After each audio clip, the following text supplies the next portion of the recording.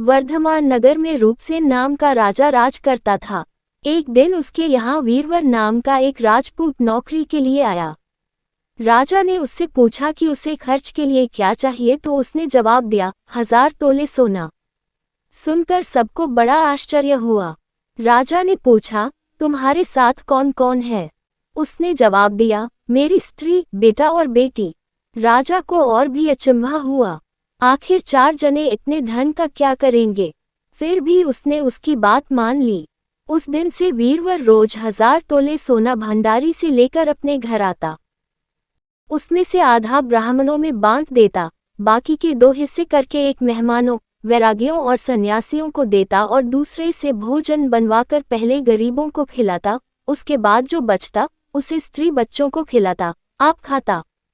काम ये था कि शाम होते ही ढाल तलवार लेकर राज के पलंग की चौकीदारी करता। राजा को जब कभी रात को जरूरत होती, वह हाजिर रहता। एक आधी रात के समय राजा को मरघट की ओर से किसी के रोने की आवाज आई। उसने वीरवर को पुकारा तो वह आ गया। राजा ने कहा, जाओ, पता लगाकर आओ कि इतनी रात गई ये कौन रो रहा है और क्यों रो रहा है। वीरवर तत्काल वहां से चल दिया। मरघट में जाकर देखता क्या है कि सिर से पांव तक एक स्त्री गहनों से लदी कभी नाचती है, कभी कूदती है और सिर पीट पीट कर रोती है, लेकिन उसकी आंखों से एक बूंद आंसू की नहीं निकलती। वीरवर ने पूछा, तुम कौन हो, क्यों रोती हो? उसने कहा, मैं राजलक्ष्मी हूँ। रोती इसलिए हूँ कि राजा विक्रम के घर में खोटे काम होते हैं, इसलिए वहां दरिद्रता का डेरा पड़ने वाला है। मैं वहां से चली जाऊंगी और राजा दुखी होकर 1 महीने में मर जाएगा। सुनकर वीरवर ने पूछा, इससे बचने का कोई उपाय है? स्त्री बोली, हाँ है। यहाँ से पूरब में 1 योजन पर एक देवी का मंदिर है।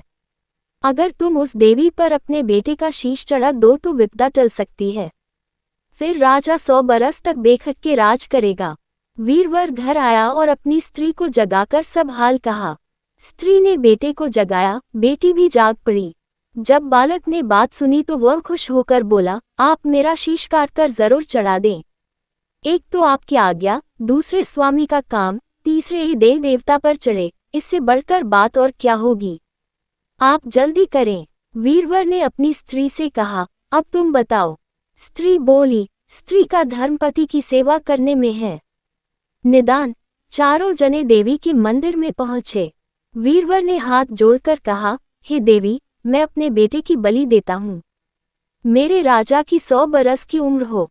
इतना कहकर उसने इतने जोर से खांडा मारा कि लड़के का शीश धड़ से अलग हो गया। भाई का ये हाल देखकर बहन ने भी खांडे से अपना सिर अलग कर डाला। बेटा बेटी चले गए तो दुखी माँ ने भी उन्हीं का रास्ता पकड़ा और अपनी गर्दन काट दी। वीरवर ने सोचा कि घर में कोई नहीं रहा तो मैं ही जीकर क्या करूंगा। उसने भी अपना सिर काट डाला। राजा को जब यह मालूम हुआ तो वह वहां आया। उसे बड़ा दुख हुआ कि उसके लिए 4 प्राणियों की जान चली गई। वह सोचने लगा कि ऐसा राज करने से धिक्कार है। ये सोच उसने तलवार उठा ली और जैसे ही अपना सिर काटने को हुआ कि देवी ने प्रकट होकर उसका हाथ पकड़ लिया। बोली, राजन, मैं तेरे साहस से प्रसन्न हूँ। तू जो वर मांगेगा सो दूंगी। राजा ने कहा, देवी, तुम प्रसन्न हो तो इन 4 को जिला दो। देवी ने अमृत छिड़ककर उन 4 को फिर से जिला दिया। इतना कहकर बेताल बोला, राजा बताओ, सबसे ज्यादा पुण्य किसका हुआ? राजा बोला, राजा का। बेताल ने पूछा, क्यों? राजा ने कहा, इसलिए कि स्वामी के लिए चाकर का प्राण देना धर्म है, लेकिन चाकर के लिए राजा का राजपाट को छोड़ जान को तिनके के समान समझकर देने को तैयार हो जाना बहुत बड़ी बात है।